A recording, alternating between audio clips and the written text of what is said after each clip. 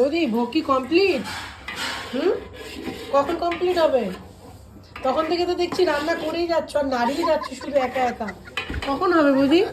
হবে মানে এখনো চালটা সেদ্ধ হয়নি, তারপরে এখানে বাতাসা থেকে তারপরে এইখানে বড় বৌদি ভোগ প্রস্তুত করছে, ঠিক আছে, প্রায় হয়ে গেছে।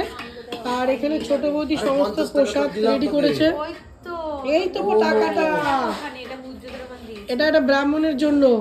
তাহলে আমাদের ব্রাহ্মণ আসার মানে সময় হয়ে গেছে, ব্রাহ্মণ পরে আসবে। হ্যাঁ আসার সময় হয়ে গেছে এখন।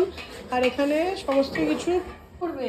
ওইখানে হ্যাঁ? ওখানে দুধ গরম দেবে লাস্টে। আমরা কি করি, পায়েস যখন আমরা ভোগ করি, হ্যাঁ কিছুটা দুধ আলাদা করে রেখে দিই, আচ্ছা। সেটাকে একটু গরম করে উপর দিয়ে আবার ছড়িয়ে দিই। ও। বাকিটা দেওয়ার একটু আগে, এটা বলে শুনেছি ভালো হয় তাই।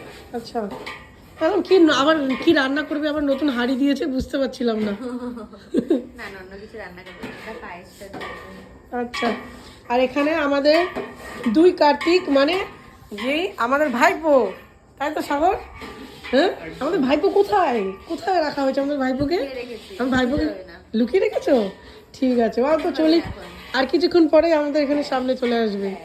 আমাদের ভাইপোর জায়গাটা দেখে নাও, ওইখানটা পুজো করা হবে, দুজনেই ওখানে একসাথে বসে। দুজনে এখানে একসাথে বসানো হবে। তো চলো এখন আমাদের ব্রাহ্মণ মশাই আসুক, পুজো শুরু করা হবে।